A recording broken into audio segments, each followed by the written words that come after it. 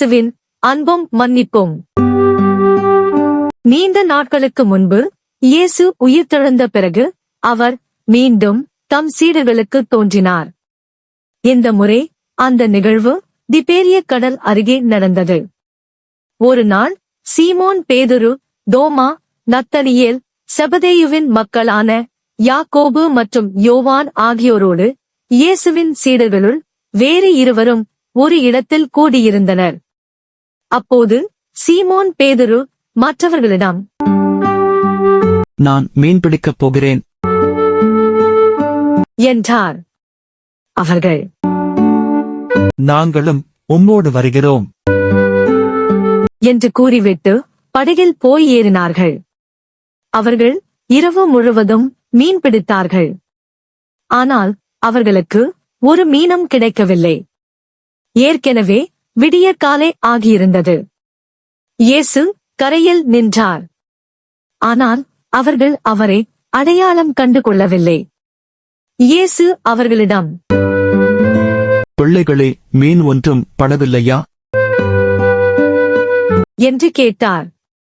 அதற்கு அவர்கள், இல்லை என்று பதிலளித்தனர். இயேசு அவர்களிடம், படகின் வலப்பக்கத்தில் வலை வீசுங்கள், மீன் கிடைக்கும் என்று கூறினார். அவர்களும் அவ்வாறே வீசினார்கள். மீன்கள் மிகுதியாய் அகப்பட்டதால் அவர்களால் வலையை இழுக்க முடியவில்லை. இயேசுவின் அன்பு சீடரான யோவான் அதைக் கண்டு பேதுருவிடம், அங்கு நிற்பவர் ஆண்டவர்தாம் என்றார். அதைக் கேட்டதும் சீமோன் பேதுரு மிகவும் உற்சாகமடைந்து தன் மேலங்கியை போட்டுக்கொண்டு கடலில் குதித்தார். அவர் இயேசுவிடம் வருவதற்காக கரையை நோக்கி நீந்தி வந்தார். மற்ற சீடர்கள் மீன்களுடன் வலையை இழுத்துக்கொண்டு படகிலேயே வந்தார்கள். அவர்கள் கரையிலிருந்து வெகு தொலையில் இல்லை. ஏறக்குறைய 100 மீட்டர் தொலையில்தான் இருந்தார்கள். எனவே விரைவாக கரையை அடைந்தனர். அவர்கள் படகை விட்டு இறங்கியவுடன் கரியினால் தீ மூட்டியிருப்பதையும் அதன் மேல் மீன்கள் வைக்கப்பட்டிருப்பதையும் கண்டார்கள். அங்கு அப்பமும் இருந்தது. இயேசு அவர்களிடம், நீங்கள் இப்போது பிடித்தவற்றில் சில மீன்களைக் கொண்டு வாருங்கள் என்றார். சீமோன் பேதுரு போய் வலையை இழுக்க உதவினார். அதில் 153 பெரிய மீன்கள் இருந்தன. அத்தனை மீன்கள் இருந்தும் அந்த வலை கிழிந்து போகவில்லை. இயேசு அவர்களிடம், உணவருந்த வாருங்கள் என்றார். அவர்கள் இயேசுவோடு காலை உணவை சாப்பிட்டார்கள். அவர்கள் மகிழ்ச்சியடைந்தார்கள், ஆச்சரியப்பட்டார்கள். ஆனால் எவரும் இயேசுவிடம் அவர் யார் என்று கேட்கத் துணியவில்லை. ஏனெனில் அது ஆண்டவர்தாம், இயேசுதான் என்று அவர்களுக்கு தெரிந்திருந்தது. அவர்கள் உணவு அருந்திய பின்பு இயேசு சீமோன் பேதுருவிடம், யோவானின் மகன் சீமோனே, நீ இவர்களை விட மிகுதியாக என் மீது அன்பு செலுத்துகிறாயா என்று கேட்டார். அவர் இயேசுவிடம், ஆம் ஆண்டவரே, எனக்கு உம்மிடம் அன்பு உண்டு என உமக்குத் தெரியுமே என்று கூறினார்.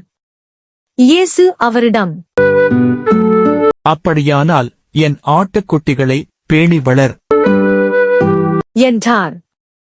இரண்டாம் முறையாக இயேசு அவரிடம், யோவானின் மகன் சீமோனே, நீ என் மீது அன்பு செலுத்துகிறாயா என்று கேட்டார்.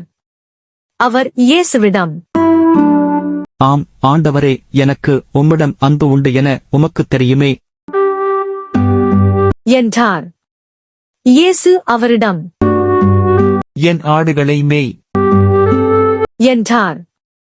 பின்னர் மூன்றாம் முறையாக இயேசு அவரிடம், யோவானின் மகன் சீமோனே, உனக்கு என்னிடம் அன்பு உண்டா என்று கேட்டார். உனக்கு என்னிடம் அன்பு உண்டா என்று இயேசு மூன்றாம் முறை கேட்டதால் பேதுரு மிகவும் துயருற்று அவரிடம், ஆண்டவரே, உமக்கு எல்லாம் தெரியுமே. எனக்கு உம்மீது அன்பு உண்டு என்பது நீர் அறியாத ஒன்றா? என்றார்.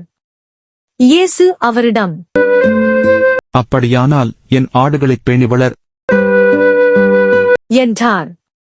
கடினமான சூழ்நிலைகளிலும் அவர் மிகவும் தைரியமாக இருந்து தம்மை பின்பற்ற வேண்டும் என்றும் அவர் எவ்வாறு இறந்து கடவுளை மாற்றுப்படுத்தப் போகிறார் என்பதையும் இயேசு பேதுருவிடம் கூறினார். பின்னர் இயேசு பேதுருவிடம், என்னை பின்தொடர் என்றார். இந்த கதை இயேசு தம்முடைய நண்பர்களை எவ்வளவு நேசித்தார் என்பதையும் நடந்த எல்லாவற்றுக்கும் பிறகும் அவர் எவ்வளவு பொறுமையாகவும் கனிவாகவும் இருந்தார் என்பதையும் காட்டுகிறது. அவர் அவர்களுக்கு மீன் பிடிக்க உதவினார். அவர்களுக்கு காலை உணவை சமைத்துக் கொடுத்தார்.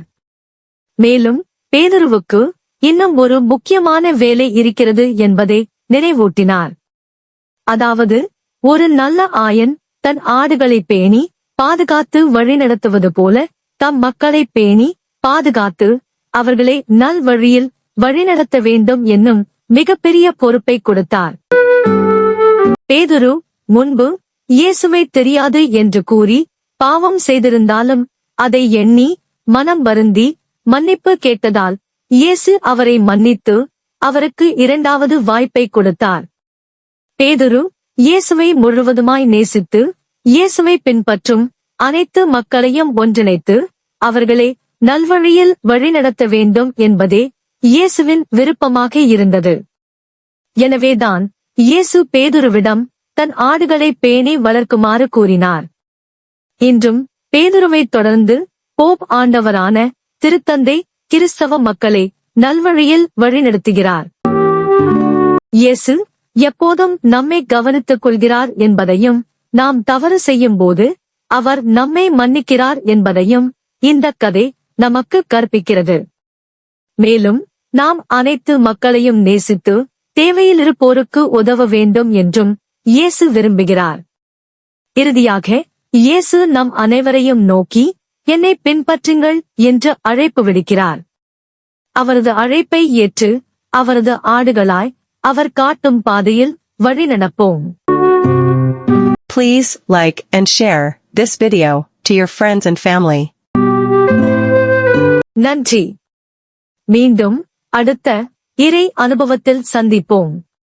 அதுவரை இறைவனில் வளர்வோம்.